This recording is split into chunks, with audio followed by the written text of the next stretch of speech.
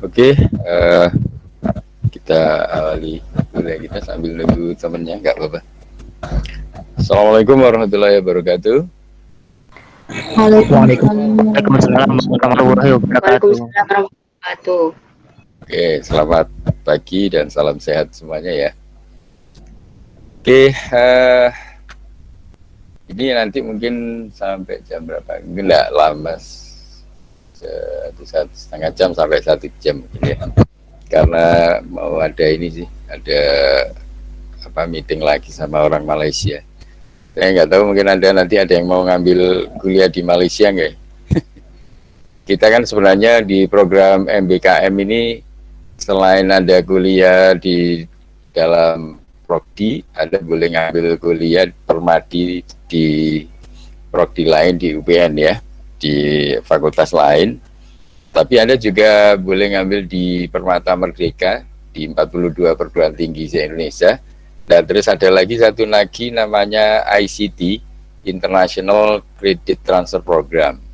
Jadi diantaranya mungkin nanti insya Allah dengan Malaysia ini mungkin termasuk dengan yang murdok tahun lalu itu, semester lalu, murdok Australia.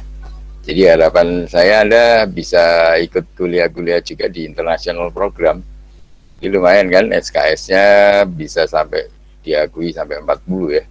Yang permadi bisa sampai 20, yang internasional maupun yang MBKM, yang Permata Merdeka itu bisa sampai 40, jadi total 60 ya. Jadi lumayan, Anda bisa dapat 60 SKS di luar prodi. Nah, itu pengayaan yang luar biasa, itu 3 semester itu Anda bisa ngambil kuliah di luar, termasuk di luar negeri ya. Nah ini mudah-mudahan nanti habis kuliah ini kita ada pertemuan yang dengan Malaysia itu. Nanti saya nggak tahu mata kuliah apa yang bisa dipertukarkan, termasuk mahasiswanya. Jadi mahasiswa kita ke Malaysia, mahasiswa Malaysia ke kita ya. Oke, termasuknya dengan Australia yang semester lalu. Baik, kita lanjutkan yang kuliah kita pattern recognition. Pattern recognition seperti yang minggu lalu bukunya sudah saya infokan. Cuma saya berpikir, wah ini kalau langsung materi Anda terlalu berat. Jadi ini kita coba uraikan basicnya dulu, dasar-dasarnya. Kalau di luar negeri istilahnya preliminaries ya, atau persiapan awal dasar, apa yang harus disiapkan sebelum belajar pattern recognition atau pengenalan pola. Sebenarnya kata kuncinya kalau Anda nyari di internet menggunakan buku yang kemarin ya, pengarangnya dan bukunya tinggal diketik spasi PPT slide, lecture note, PPT slide, nanti Anda dapat yang diinginkan ya. Cuma saya mungkin nanti saya tambahin pengayaan, jadi mungkin di arah penerapannya atau aplikasinya, atau Anda mencoba menerapkannya. Sebenarnya salah satu cara menerapkan kemarin di PKM ya, tapi kita waktunya terlalu mepet saya kira. Jadi kemarin waktu saya tawarkan kan di program PKM kita yang 4-in-1 sebenarnya ya. Anda bisa jadi tugas kuliah pengenalan pola, bisa nanti dilanjutkan ke PKM, bisa dilanjutkan ke PKL, nanti kita carikan stakeholder itu pengguna, mitra pengguna. Seperti dulu saya membimbing mahasiswa PKM tentang budidaya udang windu ya, pakai microcontroller, itu PKM-nya, kemudian lolos PKM dan didanai, saya carikan mitra waktu itu Dinas Perikanan, anak-anak ke Dinas Perikanan sehingga PKM-nya bisa diakui jadi PKL ya, tinggal diubah menjadi format buku PKL, sudah jadi PKL. Nah kemudian di split jadi 3 judul karena mahasiswanya ada 3, dijadikan 3 judul skripsi. Waktu itu kan sama-sama budidaya udang windu, sama-sama pakai microcontroller. Nah waktu jadi skripsi kan bisa ganti-ganti metodenya. Salah satu untuk mengkondisikan ini, misalnya pH, suhu air, itu menggunakan fuzzy. Yang satu mahasiswa lagi pakai neural, ya, pakai neural network. Kemudian yang satu lagi mahasiswa menggunakan apa? gabungannya, yaitu neurofazi. Nah, itu di era tahun berapa ya? Saya sudah lama itu bimbing mahasiswa, saya sudah punya program namanya 3-in-1 tadi. Jadi PKM-nya mahasiswa bisa menjadi PKL, tinggal saya carikan mitranya, waktu itu Dinas Perikanan, dan sekalian menjadi judul skripsi. Nah, kan jadi Anda sekalian belajar langsung bisa menyelesaikan banyak hal, dan kuliah Anda bisa mungkin 3,5 tahun bisa selesai ya. Oke, jadi untuk pola ini kalau Anda kemarin sebenarnya bisa cepat nangkepnya minggu lalu, itu Anda sudah bisa jadi judul PKM sebenarnya ya. Tapi nggak apa-apa, saya juga menyadari waktunya terlalu singkat, tidak banyak mahasiswa yang bisa nangkap ide saya. Saya maklumi, nggak apa-apa, nanti mungkin bebas ikut ini ya, ikut yang seleksi internal yang lewat Pak Pratama itu ya, nggak apa-apa. Oke, jadi pada intinya seperti itu. Jadi kita tinggalkan aja PKM-nya, kecuali ada yang sudah tergabung. Ada di antara kelas ini yang sudah tergabung tapi tidak melalui program 3-in-1 saya. Ada yang sudah gabung, mungkin lewat judul yang lain. Nggak ada. Nggak ada. Ya sudah, nggak apa-apa. Oke, baik, kita lanjutkan ke ini materi kita. Seperti yang tadi sudah saya share di grup, bisa Anda baca-baca itu. Pada intinya, Anda kata kuncinya kan menggunakan pengarangnya itu. Pengarangnya kan namanya, siapa tadi pengarangnya?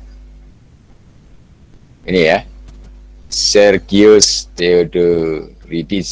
Ini kalau Anda pakai kata kunci ini kan, Anda langsung dapat di slide-nya banyak di internet ya. Nah, salah satunya ini, Sergius Theodoridis ini ya.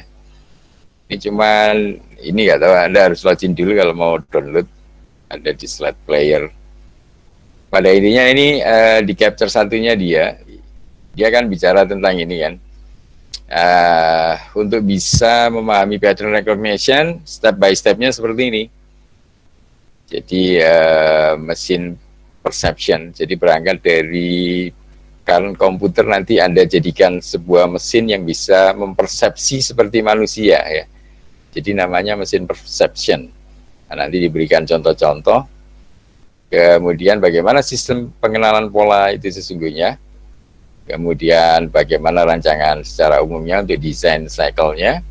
Nah, proses yang disebut learning dan adaptation-nya seperti apa. Ya, ini di introduction ya.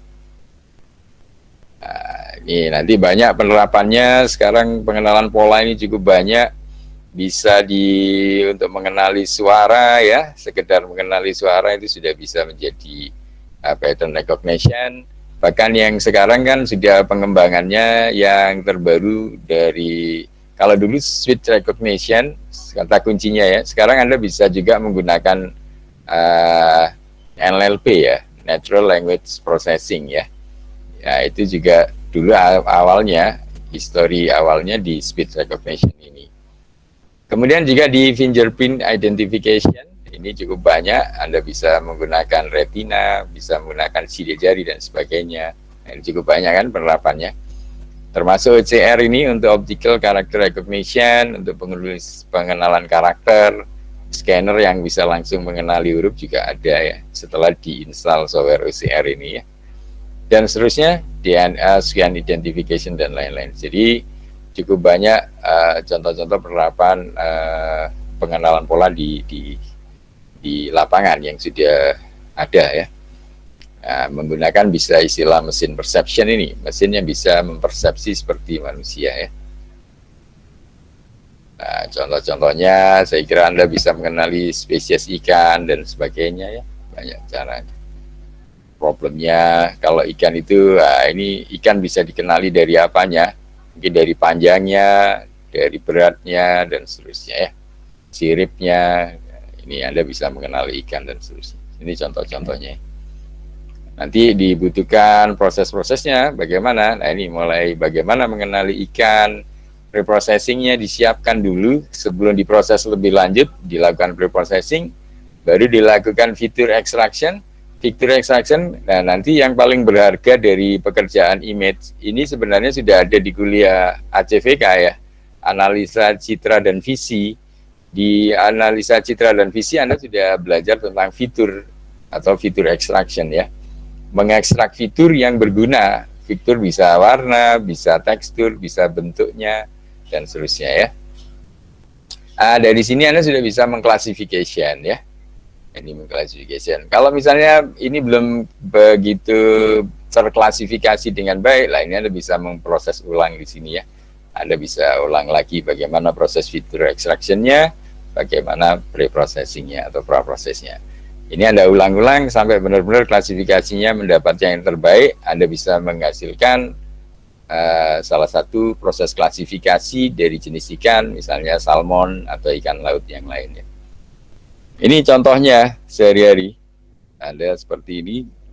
Nah, untuk bisa sampai ke sini, Anda bisa pre-processing, fitur extraction, dan sebagainya. Nah, ini Anda butuh namanya preliminase. Itu yang tadi saya sudah kirimkan.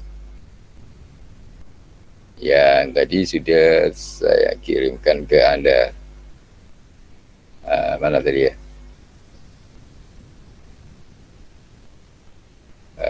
Preliminase. Ini ya. Di sini konsep-konsep basicnya nanti ya.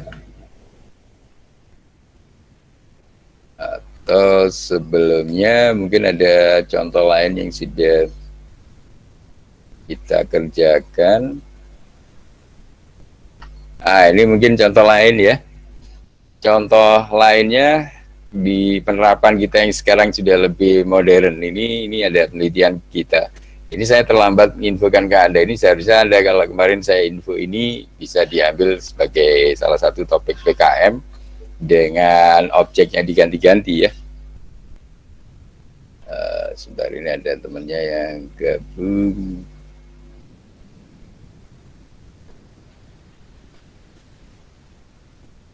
Ini jadi salah satu contoh nanti penerapan yang era terkini. Jadi di era yang sekarang ada istilah Internet of Things ya. Internet of Things itu segala apapun bisa dideteksi atau dikomunikasikan lewat internet untuk mendapatkan hasil deteksi apa. Misalnya tergantung sensor yang digunakan ya. Nah, khusus untuk Internet of Things yang terkait dengan menggunakan wahana drone ini ya. Ini kan menggunakan drone. Ini sebenarnya saya sudah menyiapkan dulu untuk generasi 1, 2, 3 dan seterusnya. Drone untuk segala macam object recognition di sini ya. Nah, Internet of Things yang lebih spesifik menggunakan drone itu kalau Anda baca di literatur itu lebih spesifik dikasih nama Internet of Drone ya. Ada Internet of Drone. Kalau Internet of Things kan IoT, nah Internet of Drone IoD. Ya. Ini lebih menarik ini. Ini yang lebih cocok dengan Anda dengan mata kuliah pengenalan pola. Kenapa? Ya karena sensornya kan menggunakan kamera. Nah, sensornya menggunakan kamera. Nah, sekarang objeknya bisa macam-macam. Kalau misalnya di sini kan saya gunakan untuk di sini misinya ini. Mission planning-nya ada di sini. Termasuk sensor data analisisnya di sini. Ini kan misalnya digunakan untuk plant disease detection ya. Ini untuk deteksi penyakit tanaman. Nah, ini untuk deteksi penyakit tanaman.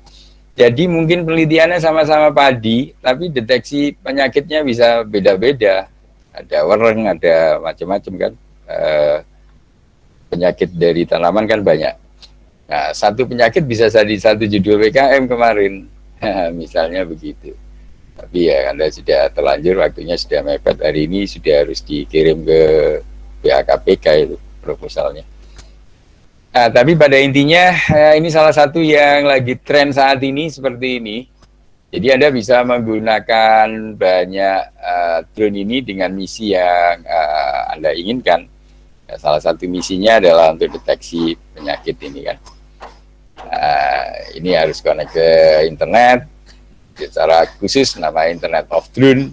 Nah, di sini tergantung bagaimana nama rencanakan strateginya ada di mission planning ini. Kemudian hasil pembacaan sensornya, dalam hal ini hasil pembacaan kamera di sini kan, sensor data analisis ini Anda analisis, nanti Anda bisa putuskan apakah itu penyakitnya ya. Nah, kemudian untuk proses pengenalan penyakitnya tentunya ini Anda lakukan menggunakan bahasa pemrograman, salah satunya Anda nanti bisa menggunakan kemarin kan di kuliah kita ini pengenalan pola, banyak metode yang bisa diterapkan. Salah satunya Anda bisa menggabungkan dengan mata kuliah kecerdasan buatan. Kalau Anda sudah belajar mata kuliah kecerdasan atau mesin learning, kan Anda sudah belajar deep learning misalnya. Nah, itu Anda bisa gunakan untuk mengenali penyakitnya pakai Python misalnya. Nah, itu ini contoh terbarunya untuk pengenalan pola yang modern saat ini ya. Sebenarnya ini bisa diganti-ganti. Kalau ini objeknya tidak harus tanaman, objeknya kan misalnya bencana gitu, kebencanaan, Anda bisa mendeteksi bencana. Jadi ada bencana, kemudian ada orang, Anda mau mencari, kalau di paper-paper itu, Anda mencari orang yang tersesat di hutan atau orang yang misalnya ada kecelakaan apa, kemudian ada mencari korban, dan nyari korbannya bisa manfaatkan drone. Nanti dianalisis, Anda bisa membedakan mana manusia, mana bukan, ya. Kemudian kalau objeknya lagi Anda ganti dengan traffic, misalnya ada drone-nya untuk mengenali kepadatan lalu lintas, juga bisa. Jadi nanti objeknya ini tidak harus tanaman, tadi kan bisa kebencanaan, bisa untuk traffic jalan raya, nanti Anda bisa mendeteksi kemacetan di jalan raya, ya. Bisa membedakan kendaraan apa saja yang melintas di situ, ada truk, motor, bus, dan lain-lain. Nah, ini sebenarnya cukup banyak ini penerapannya ya, Internet of Drone ini sebenarnya cukup menarik. Dan kita lagi dulu sebenarnya sudah pernah kita coba, kita bikin klubnya, namanya IoT.net, untuk sebenarnya salah satunya sih untuk ke drone ini. Cuman sementara kelihatannya lagi down servernya yang kita bangun sama teman-teman. Nah, maksud saya ke depan nanti bisa dihidupin lagi saya kira. Oke, mungkin sampai di sini ada yang mau ditanyakan terkait dengan kira-kira pemanfaatan dari mata kuliah pattern recognition ini ya. Ada yang mau tanya?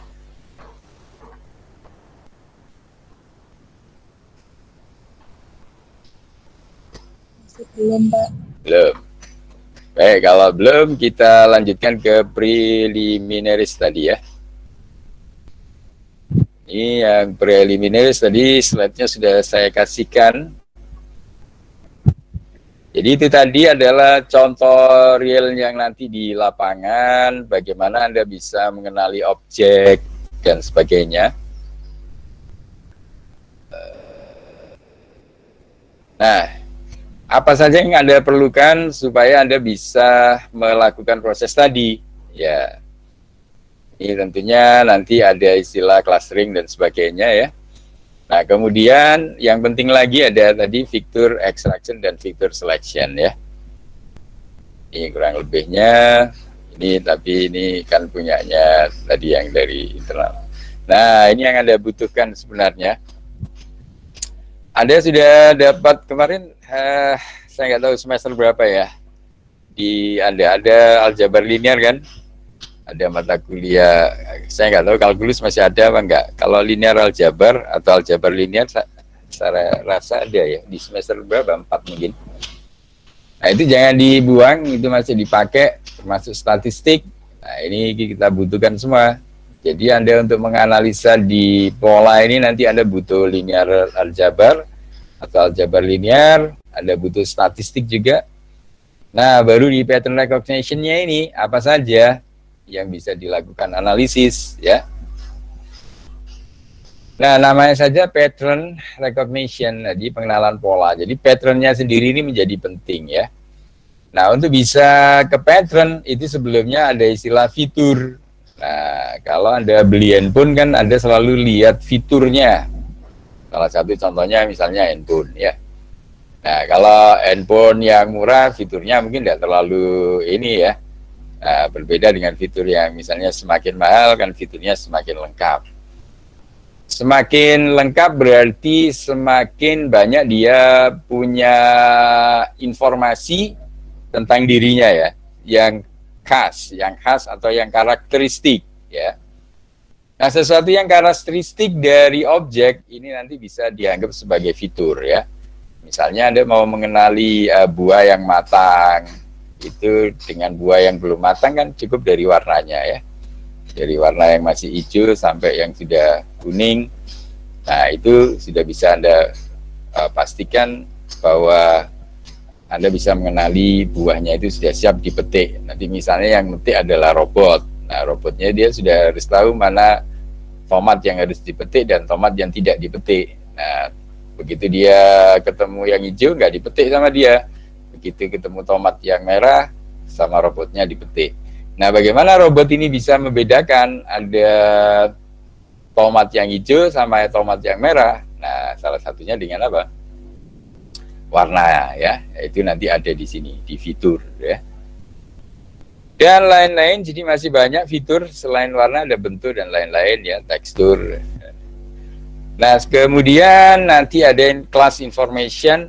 Nah, di sini nanti kan biasanya kan tidak sendiri, jadi objek itu biasanya kan berkelompok dan Anda ingin tetap bisa mengenali meskipun dia tidak dalam posisi sendiri ya. Nah, ini makanya nanti butuh informasi kelasnya.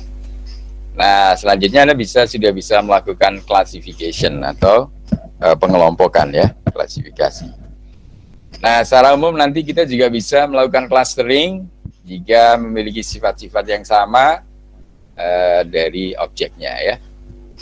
Kalau huruf kan jelas 1, 2, 3 dan seterusnya. Nah, misalnya di situ tidak hanya huruf, tidak hanya manusia ya, tapi kumpulan dari banyak-banyak objek. Nah, Anda hanya bisa melakukan cluster misalnya nantinya ya.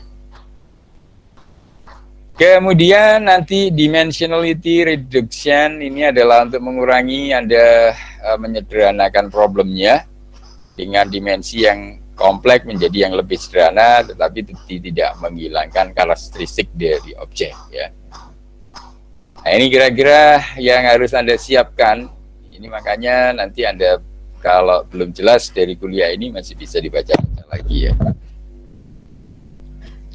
Nah, ini mengambil sedikit mereview. Anda kan sudah dapat mata kuliahnya ini seharusnya aljabar linear ya. Nah, di aljabar kan Anda sudah mengenal ada istilah skalar, juga ada vektor ya. Bedanya tahu ya? Harusnya tahu ya, itu ada. Jadi kalau skalar kan tidak penting dia arahnya ya. Contoh skalar apa kalau sehari-hari? Sehari-hari? Ya mungkin Anda beratnya berapa kilo dan sebagainya ya. Anda dalam posisi seperti apa, ditimbang tetap misalnya 50 atau 60 kilo ya. Tapi begitu Anda mempengaruhi sudut, Anda mendorong meja dengan kemiringan berapa, mejanya miring seberapa, untuk Anda dorong, efek atau tenaga yang Anda gunakan untuk mendorong kan berbeda ya. Nah, itu tentunya posisi meja dalam hal ini terhadap sudut yang Anda dorong. Nah, ini kan selama bahwa posisi arah besar dan arah itu penting, itu tidak bisa Anda anggap sebagai skalar saja ya. Makanya nanti ada yang disebut vektor. Nah, itu saya kira kan tinggal mengulang, Anda pernah dengar skalar dan vektor ya. Nah, kalau di urusan gambar, yang disebut skalar apa? Ya, ini ada istilah kuantitas atau variabel yang dideskripsikan sebagai single real number. Ada misalnya angkanya 24, minus sekian, dan seterusnya. Contohnya adalah intensitas dari gambar. Ya, intensitas adalah pencahayaan ya, yang ditangkap. Ini gambar objek yang ditangkap kan sebenarnya intensitas yang yang ditangkap ke layar ya. Jadinya seperti ini. Nah, posisi kuantitas masing-masing ini intensitasnya adalah skalar bentuknya ya. Nah, ini jadi kalau mau dibesarin seperti ini. Ini sebenarnya kan ada angka-angkanya loh. Ini adalah koordinat pikselnya ya. Jadi koordinat piksel ini menyatakan lokasi ya. Nah, ini piksel. Ya. Nah seterusnya kemudian yang disebut vektor gimana? Ya tadi ya. Jadi kalau tidak sekedar skalar, kalau skalar pokoknya berat tidak terpengaruh besar dan arahnya. Nah sedangkan yang vektor ini, nah, ini nanti menentukan arah itu ya. Arah dalam bahasa Inggrisnya adalah direction ya. Mungkin penggambarannya seperti apa nanti. Ini seperti ini contohnya ya. Jadi sudut kemiringan nanti juga menentukan. Nah, ini nanti mungkin berkaitan dengan sudut pandang Anda mengambil gambar dan seterusnya. Yang Anda tangkap bisa mempengaruhi enggak. Nah, nanti kalau dia bentuknya diubah ke dalam bentuk ini ya. Ini namanya yang V ada tanda panah atasnya ini, ABC ini disebut vektor kolom ya. Ini ya gambar yang sama, tetapi kalau Anda sekarang tidak disebut hanya satu piksel, tapi menjadi koordinat piksel. Bentuknya seperti ini jadinya. Anda ngambil kumpulan dalam satu kolom ini ya. Jadi dalam satu baris atau dalam satu kolom, atau paling gampang satu kolom ya. Ini dalam satu kolom, ini kan sekarang jadi banyak piksel ya. Ini kan sekarang sudah jadi vektor kolom ya. Jadi kalau berdiri sendiri-sendiri, itu piksel tadi skalar ya. Nah sekarang kalau sudah dibentuk dalam bentuk ini vektor, dalam bentuk kolom, ini namanya vektor kolom. Ini ya, sehingga kan keluar angka-angkanya ya. Nah, ini kan nanti kalau dioperasikan, ini nanti bisa mempengaruhi hasil dari operasionalnya. Nah, ini pekerjaan kita di aljabar linear biasanya ya. Nah, tentunya penggambarannya seperti waktu kita belajar di aljabar saja ya. Ini seperti ini, jadi kalau kita mau arahnya kemana, nanti ketemu X-nya ke arah sumbu X berapa, ke arah sumbu Y berapa ya. Variasinya itu. Nah tentunya kalau misalnya yang ke arah kanan adalah positif, maka yang ke arah merah ini yang negatif. Nah, ini jadi tergantung directionnya atau arahnya ya. Nah ini nanti mempengaruhi pada saat Anda ngambil datanya. Jadi kalau Anda ngambil di satu titik di sini, maka ketemunya ya misalnya yang hitam ini AY dengan arah Y positif ya, dan seterusnya ya. Nah, kalau bentuknya vektor dilakukan proses operasional matematik, mau ditambahkan, mau dikurangi, mau dikalikan, yaitu harus mengikuti apa? Operasional dari vektor, ya.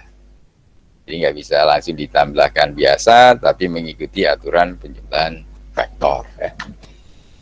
Seperti ini, kalau ada dua posisi vektor X1, X2, dan Y1, Y2, kalau dijumlahkan, X1, Y1-nya dijumlahkan dulu, X2 tambah Y2-nya ya. Jadi kalau ketemu ada dua vektor yang mau dijumlahkan. Ini tinggal mereview sebenarnya. Nah, ini hasilnya ya.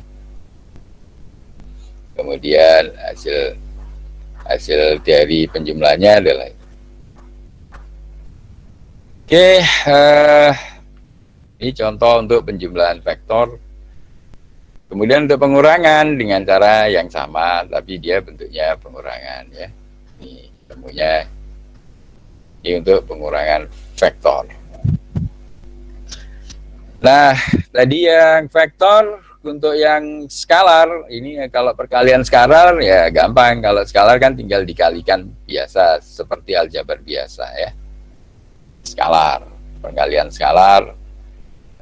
Tadi kan bentuknya misalnya piksel. Piksel yang dikalikan ya, masing-masing yang satunya bentuknya apa, nah, itu kalau skalar kan tinggal dikalikan masing-masing, dimana A nya adalah skalar. Nah X1 X2 nya ini kan yang vektor tadi, perkaliannya ya tinggal dikalikan masing-masing AX1, AX2 ya.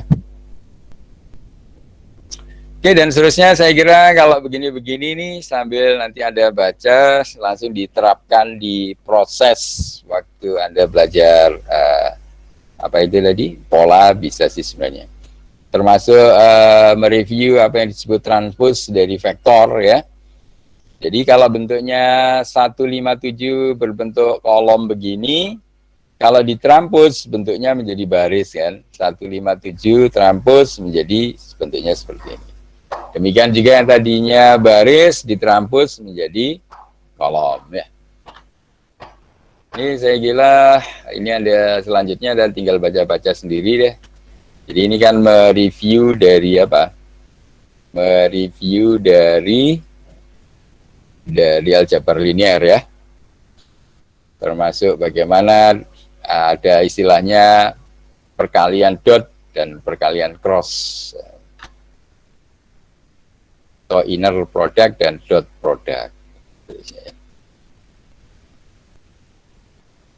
Dan seterusnya saya kira lah ini bentuknya ya. Dot ya dikalikan dot, ini yang dot ini ya. Bentuknya ini saya kira nanti dipakai pada saat Anda menganalisis gambar.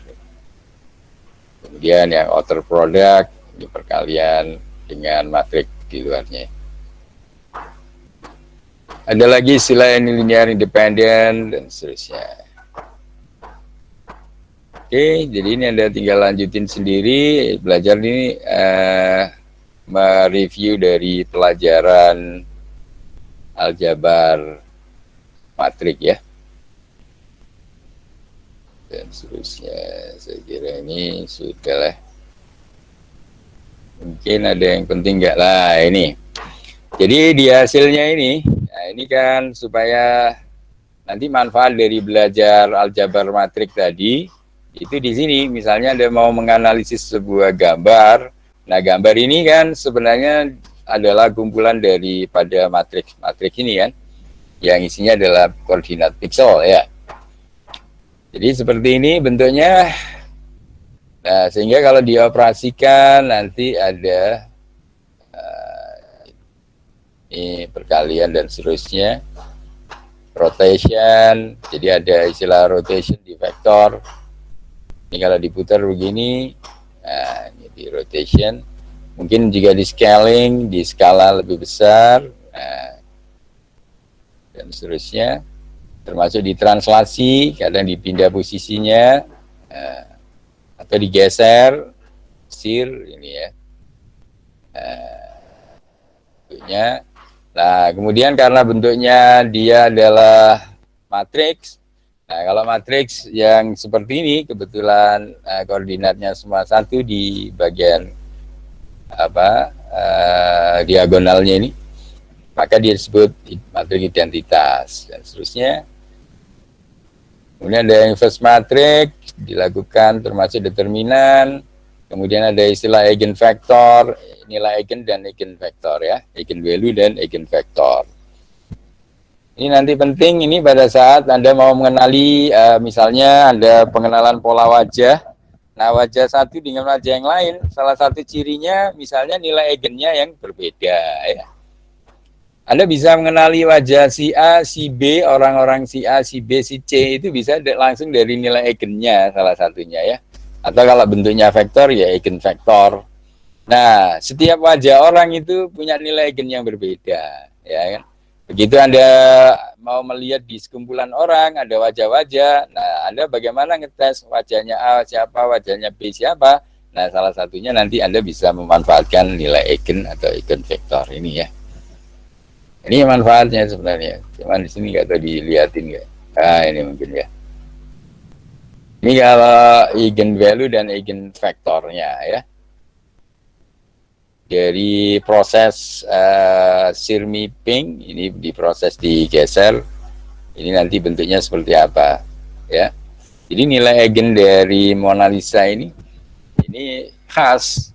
Kalau ketemu gambar yang lain nanti nilai eigennya akan berbeda. begitu Anda ketemu gambar yang sama, komputer akan mengatakan bahwa ini Mona Lisa. Kenapa? Ya karena berdasarkan nilai eigen yang sudah ditangkap sebelumnya ya. Jadi Anda tinggal dapatkan nilai eigen untuk semua wajah. Begitu Anda disuruh nyari ini wajah siapa, ya Anda tinggal cek berapa nilai eigen masing-masing. Nah, ini salah satu yang cara gampang. Cuma nanti tidak terlalu teliti pada saat ini, ada proses digeser. Maka Anda sekarang tidak hanya ngecek pakai nilai eigen, tapi juga eigen vektornya dicek. Ya. Sehingga pada saat gambarnya agak digeser, Anda tetap masih bisa mengenali ini adalah wajahnya Mona Lisa, misalnya ya. Ada persamaan matematiknya, tentunya ini di pekerjaan analisis aljabar linear. Jadi untuk bisa mendapatkan nilai eigen kan Anda harus cari nilai determinannya ya. Seterusnya ya. Seperti biasanya ini, maka Anda bisa dapatkan nilai eigennya dari hasil pembagian dengan determinannya.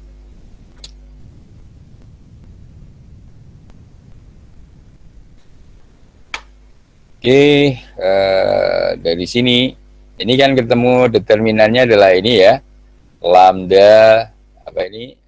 Minus 2, satunya lambda minus 3, sehingga lambda yang pertama adalah 2, lambda yang kedua adalah 3. Jadi lambda minus 2 dikali lambda minus 3 sama dengan 0 kan. Jadi determinan untuk mencari nilai eigen, kan Anda harus mencari determinan sama dengan 0. Jadi kan hasilnya ini determinannya adalah lambda min 2, lambda min 3 sama dengan 0. Nah untuk mendapatkan 0 kan dengan menolkan salah satu. Nah, mengenolkan yang ini dapat lambda yang ini, ketemu lambda 2. Untuk menolkan yang ini dapat lambda 3. Sehingga lambdanya adalah 2 dan 3. Inilah yang disebut nilai eigen ya. Jadi setiap matrik gambar wajah orang akan memiliki nilai eigen yang berbeda-beda. Ini tadi ada yang masuk.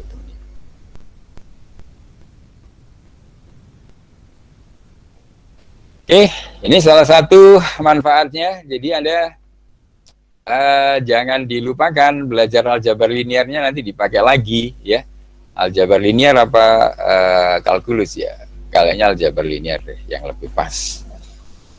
Ini contohnya Anda mencari nilai eigen dari matriknya Mona Lisa tadi. Cuman dia nggak diambil semua. Ini kan hanya diambil beberapa koordinat di sini ya. Dicari nilai eigennya seperti ini. Untuk mencari nilai eigen adalah determinan sama dengan 0. Maka ketemulah nilai eigennya ini. Ini kan, begitu sudah dapat lambda min 2, lambda min 3 sama dengan 0, maka cara menolkan kan dengan cara menolkan salah satu.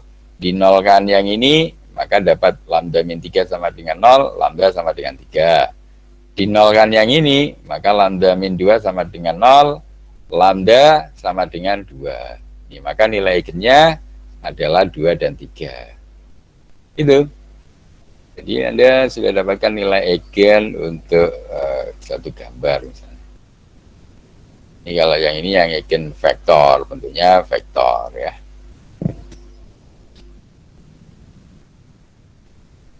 Oke, ini ada istilah singular value decomposition dan seterusnya. Nah, jika dikalikan bagaimana bentuknya ortogonal atau diagonal. Nah,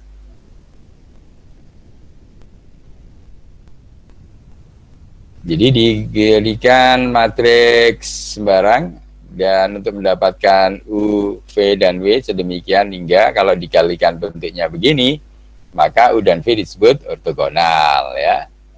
Dan W-nya disebut diagonal. Nah, ini contohnya, nanti akan dapatkan W di sini di diagonalnya, maka yang lain ini matriks A, ini matriks U, ini matriks V, ya kan? U-nya adalah ortogonal dan seterusnya ya. V-nya diagonalnya. Dan seterusnya ini nanti dipakai juga untuk apa? Untuk ya analisa citra. Jadi analisa sebenarnya ini ya mengulang citra, ya mengulang aljabar linear pada saat Anda apa? bertemu dengan gambar-gambar yang mau dianalisis. Ini contohnya tadi ini mungkin nggak terlalu banyak, dia hanya ngasih contoh ini saja. Jadi ini bisa dilihat dari nilai eigen dan nilai vektor eigennya ya, dan eigen vektornya. Oke, saya kira seperti itu reviewnya yang harus Anda siapkan dulu paling tidak. Baru nanti kita gunakan untuk analisa di pengenalan polanya ya. Ini lebih lanjut bisa dibaca di sini. Ada videonya juga, kemudian ada aljabar linear tutorialnya. Oke, seperti itu. Jadi sebenarnya Anda bisa nyari contoh-contoh yang lain.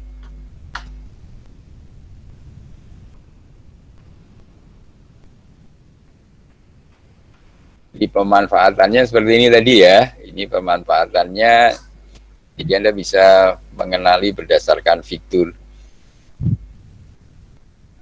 Kemudian kebutuhan matematikanya seperti itu. Dulu waktu, cuman saya lupa alamatnya ya. Atau nanti yang akan datang aja. Mungkin ada yang mau ditanyakan?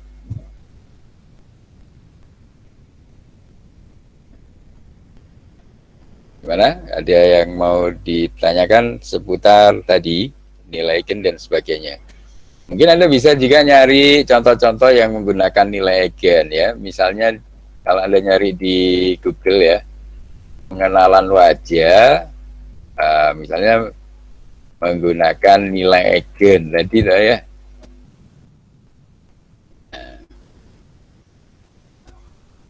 Matematika pada pengenalan wajah. Mungkin dicari saja. Jadi pakai nilai eigen itu sudah bisa. Bentar, ini cuman harus di ini lagi ya. Halo, ini agak lambat nggak? Tapi kata kuncinya seperti itu ya. Kalau agak lama nanti Anda cari sendiri deh. Nah, ini. Jadi matematika pada pengenalan wajah salah satunya pakai eigenface ya. Eigenface kan sebenarnya mengandalkan nilai eigennya ya. Nah, ini cuman nggak ditunjukin ininya ya. Oh ini paling full text-nya. Full text ada di full text-nya. Atau Anda cari sendiri deh ya. Agak lambat ini.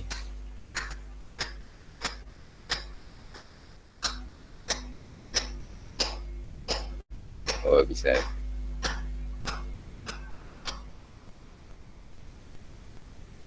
Oh, ada diputar-putar. Jadi kata kuncinya itu, jadi Anda menggunakan dasar-dasar aljabar linear untuk menyelesaikan pengenalan pola nantinya ya. Cuma kita step by step dulu, biar nanti Anda nggak bingung. Ini, bentar, ini contohnya ini masih kita coba download.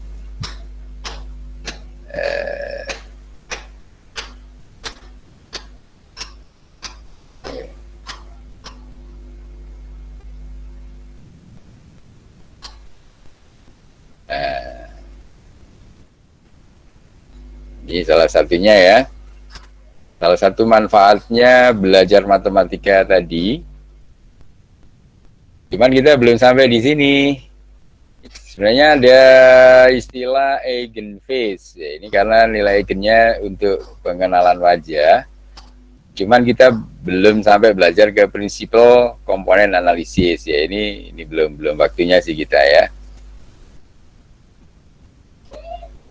Nah, yang penting di sini ada kata-kata eigenface ini, dia melibatkan konsep yang disebut tadi nilai karakteristik, yaitu berdasarkan nilai eigen dan vektor eigen, ya kan? Nah, ini yang penting adalah di sini. Nah, tadi kan kita sudah belajar nilai eigen. Nah, salah satu manfaat nilai eigen untuk mengenali wajah seseorang itu karena digunakannya nilai eigen dan vektor eigen ini untuk bisa mendapatkan namanya matriks kovarian dari citra. Nah, metodenya nanti disebut metode eigenphase. Nah, ini salah satu manfaatnya Anda belajar nilai eigen tadi ya. Ini bisa dilihat lanjut dari papernya orang ini. Nah, ini contohnya seperti ini ya. Mana tadi ya? Ini ya. Jadi Anda mengambil dari salah satu wajah, kemudian dari wajah itu misalnya gambarannya pada salah satu posisi tertentu ini, Anda dapatkan koordinat matriksnya seperti ini, ya kan? Ini adalah contoh nilai matriks yang diambil dari piksel ukuran 40 kali 40 misalnya ya. Nah, kemudian apa? Nanti bisa dilihat dari masing-masing, dioperasikan. Nah, dari masing-masing tadi dioperasikan dengan menggunakan ya macam-macam citra wajah kan, tergantung ini wajahnya sama tapi dia dalam posisi ekspresi yang lain-lain, maka dapat matriks yang berbeda-beda ya. Matriks yang berbeda-beda. Nah, nanti kan setiap kali perubahan ekspresi ini Anda bisa catat bagaimana bentuk nilai eigen dan vektor eigennya, atau ya secara umum disebut eigen value, eigenphase-nya ya. Dari eigenphase itu, nah Anda akhirnya punya database eigenphase untuk wajah seseorang, ya kan? Jadi begitu Anda gunakan untuk wajah yang lain, ya tentunya nanti akan berubah dengan berbagai macam ekspresi tentunya. Jadi kalau Anda waktu tersenyum, waktu tertawa, waktu marah, ini Anda bisa dapatkan nilai eigen yang berbeda-beda ya.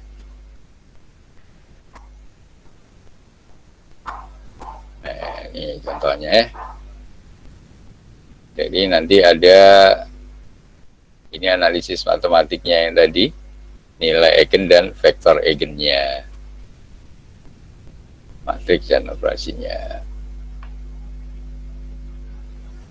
Nah, ini saya kira nanti bisa lah Nah, akhirnya kalau Anda mau mengenali hanya satu ekspresi, ya tentunya hanya satu ekspresi. Tapi begitu Anda mau berbagai macam waktu posisi marah dan sebagainya, ya Anda harus rekam semua, karena beda-beda. Nah, tapi kalau hanya sekedar untuk melihat dari depan dan sebagainya, Anda bisa ngambil wajahnya orang-orang yang berbeda, orang-orang lain, masing-masing Anda rekam eigenphase-nya ya. Dari eigenphase masing-masing kan tinggal Anda punya database eigenphase untuk setiap orang ya. Jadi kalau eigenphase-nya seperti ini ya, ini miliknya wajah Amir atau Ali dan seterusnya ya. Dibedakannya berdasarkan eigenphase-nya ya. Ini waktu pengujiannya ini contohnya.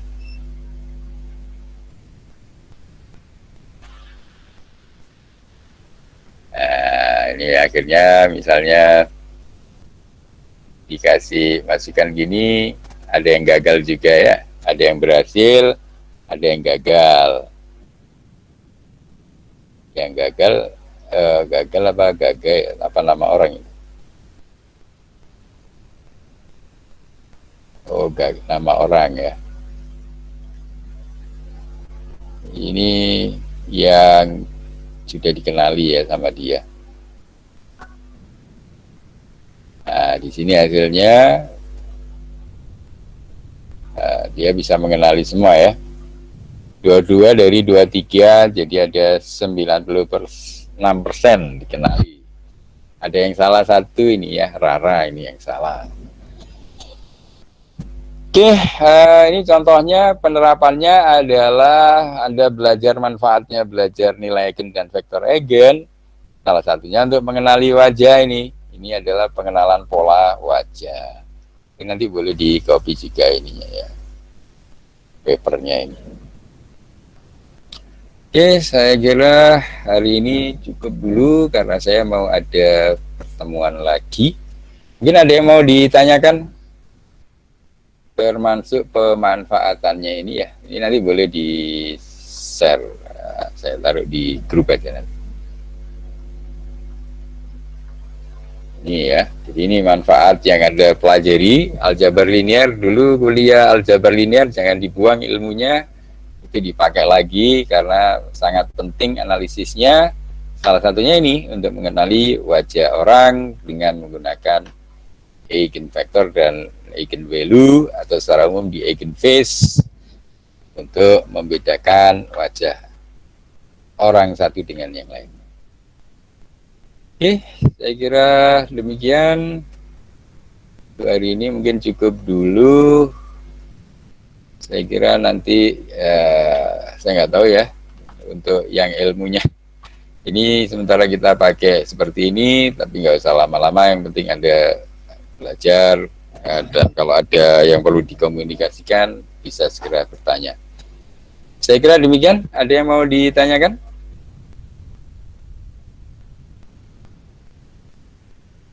Belum ada, Pak. Nggak ada ya? Ya sudah, nanti kalau nggak ada itu bisa dibuka-buka kembali yang sudah saya jelaskan. Saya cukupkan dulu pertemuan kita hari ini. Insya Allah ketemu lagi pertemuan yang akan datang. Terima kasih atas kehadirannya. Tetap menjaga kesehatan. Assalamualaikum warahmatullahi wabarakatuh. Waalaikumsalam warahmatullahi wabarakatuh.